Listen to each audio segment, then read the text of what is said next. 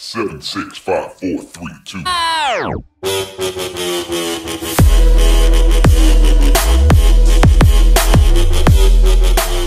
DC Daily. Bon bah les amis, aujourd'hui changement de poste de pilotage. Donc on va tout changer de A à Z.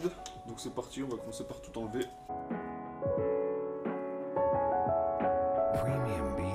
Vu que je change le levier d'embrayage, j'ai acheté un petit cache là pour garder le commodo. On va vérifier que c'est bon. Au moins ça, on est sûr que ça passe. Alors, ce petit cache là, pour ceux qui s'intéressent, je l'ai payé 9 € en magasin et sur Scootfast je crois, il est à 8,90 €. Toujours utile si vous voulez changer le levier mais garder le commodo, comme ça ça permet de faire étanchéité. Ça on s'en fout, ça on s'en fout, ça...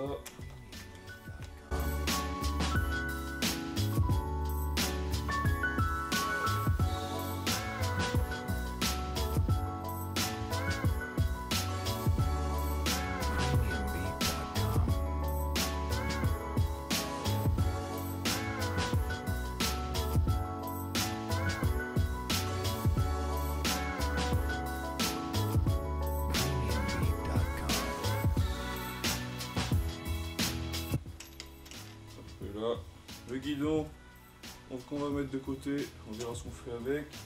Le ponté, pareil. Bon bah, c'est tout de suite moins beau. Hein, sans guidon, une bécane, c'est vraiment laid. On va aller chercher le nouveau. Bon, voilà, l'ancien guidon. Là, il y a le nouveau. Hop, guidon de 28. On va mettre les pontés, la base des pontés, parce qu'il faut mettre on va mettre la base des surpontés qui vont là. Donc là on a nos deux bases de surpontés. Moi j'appelle ça comme ça, je sais pas si c'est le nom exact.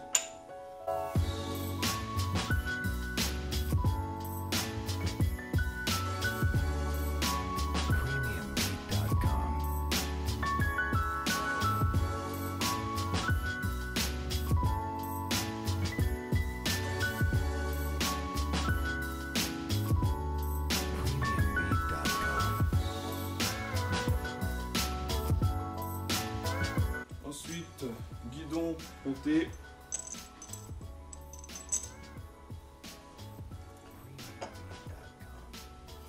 Alors là, on commence à voir si c'est bien au milieu. Quelle est la question? Là, il y a une structure qui doit être au milieu. On va la mettre. Alors pourquoi il faut des surpontés? Parce qu'en fait là c'est un guidon de 28 et du coup le guidon d'origine sur Gilera et Derby c'est 22. Enfin, les récentes. Du coup ça passe pas, on est obligé de mettre des surpontés. Obligé, mais bon en même temps ça donne un petit style sympa.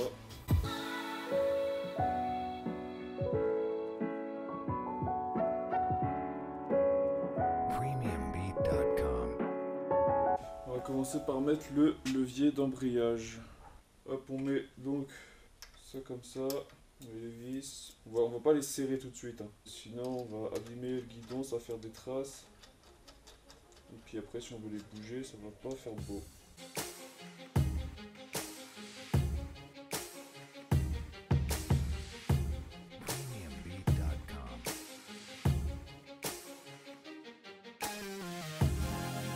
Donc là pas le choix, on va devoir le détendre en bas.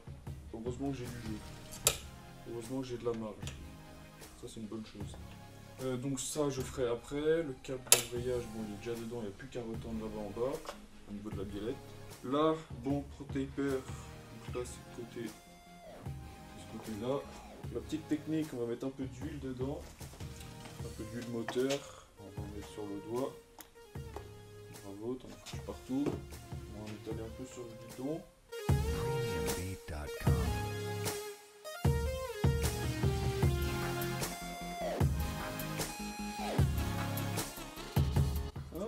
Voilà, petite technique de l'huile. Parce qu'on a le tirage rapide asserbi, petite poignée. Donc vaut mieux que je fasse ça quand le tirage rapide s'est installé. Tirage rapide.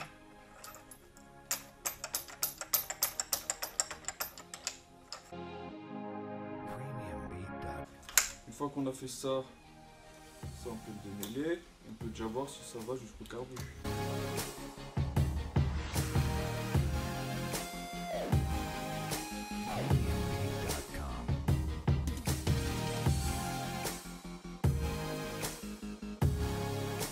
ça va jusqu'au carbu, c'est parfait. C'est comme si c'était prévu pour. C'est prévu pour, ça tombe bien. On va mettre, tiens, on va nettoyer le taper. Avec un peu d'huile des deux côtés.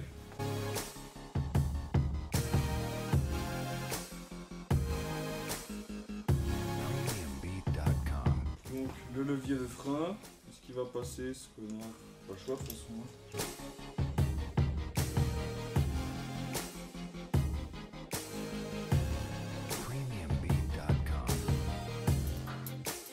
On va juste le faire tenir comme ça pour l'instant, parce qu'après il y a le bocal qui... Donc là il y a le bocal.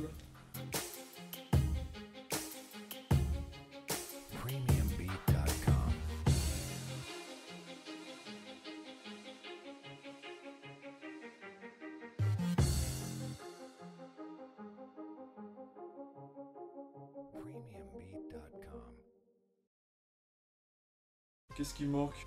Cap d'embrayage. Ah non, il y a le petit commodo là-bas que je veux remettre aussi.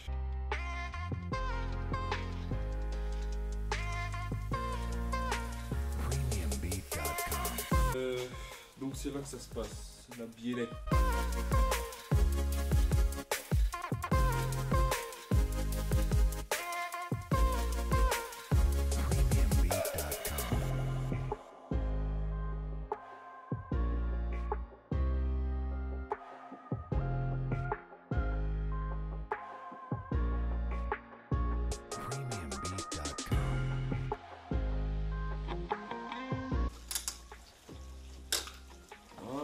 Bon, petite coupure pour ceux qui voudraient me suivre sur les réseaux.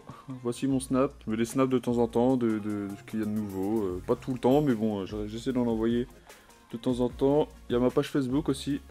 C'est là où je suis le plus actif. Donc, allez voir.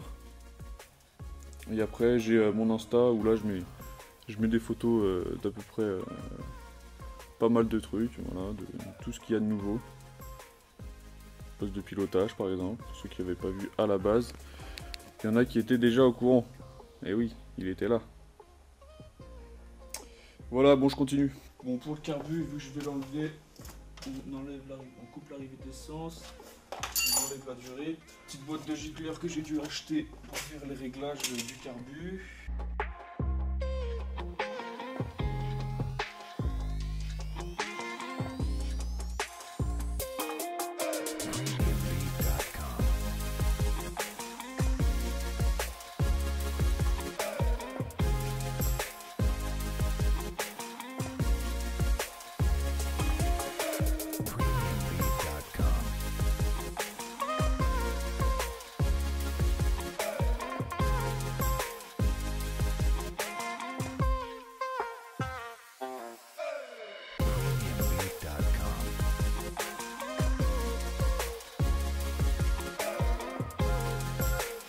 Bon, on a remis le câble.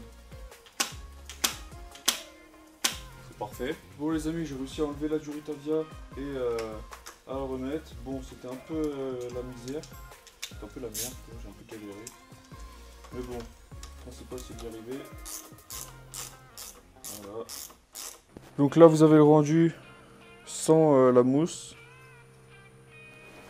Voilà un petit peu le résultat. On va voir de face. Voilà.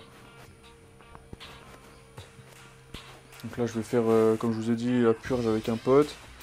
Je vais mettre la mousse, voir un peu ce que ça rend avec. Et là vous avez le rendu avec la mousse. Voilà. Hop. Tac. Voilà de face aussi. Je trouve que ça rend vraiment pas mal perso. Donc voilà les amis le résultat, j'espère que la vidéo vous aura plu. N'hésitez pas à liker, partager, commenter, faire ce que vous voulez. Comme d'habitude, moi je vous retrouve pour le test et puis pour vous montrer un petit peu ce que ça rend le 72 Airsal. Voilà, là je peaufine les réglages et puis c'est parti pour la vidéo. Et donc sur ce les amis, je vous dis à la prochaine, soyez prudents, faites gaffe sur les routes, surtout en ce moment il commence à faire bon, on commence à sticker un petit peu. Et puis sur ce, ciao ciao.